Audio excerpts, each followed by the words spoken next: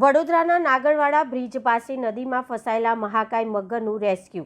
વડોદરામાં વિશ્વામિત્રી નદીમાં ચાલી રહેલી ઊંડી અને પહોળી કરવાની કામગીરી વચ્ચે વધુ એક વખત મગરને લઈને ચિંતાજનક ઘટના સામે આવી છે। નાગરવાડા બ્રિજ પાસે નદીમાં એક મહાકાય મગર ફસાઈ જતા વિસ્તારમાં ભારે કુતૂહલ અને ચિંતા ફેલાઈ ગઈ હતી। મળતી માહિતી મુજબ વિશ્વામિત્રી નદીમાં હાલ ચાલી રહેલી કામગીરી દરમિયાન અનેક મગરોના મોત થયાના આક્ષેપો વચ્ચે આ નવી ઘટના સામે આવી છે।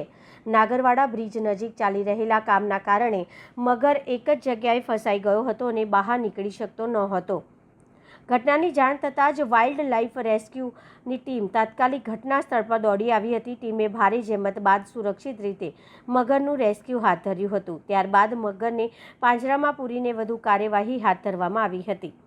મગરને જોવા માટે સ્થાનિક લોકોના ટોળા ઘટના સ્થળે ઉમટી પડ્યા હતા। વિશ્વામિત્રી નદીમાં સતત સામે આવી રહેલી મગરોની ઘટનાઓના પગલે સ્થાનિકોમાં પણ ચિંતા જોવા મળી રહી છે। હાલમાં વન વિભાગ અને સંબંધિત ટીમો સમગ્ર મામલે વધુ તપાસ અને જરૂરી કાર્યવાહી કરી રહી છે।